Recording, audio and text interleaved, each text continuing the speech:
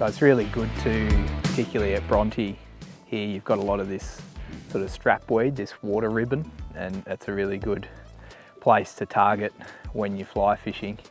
All around those weed beds is going to give a good selection of food to the fish. There's a lot of insects hatching out from that weed, and also a bit of cover for the fish as well. So there's generally fish hanging in and around those weed beds. They're really good places to target with your flies, and you'll often pick up a few fish around those. So have a look for those weed beds, and if you're in the boat, you can just sort of drift through, place your flies into the open patches in and amongst the weeds, and that's often a good way to run into a couple of fish throughout the day.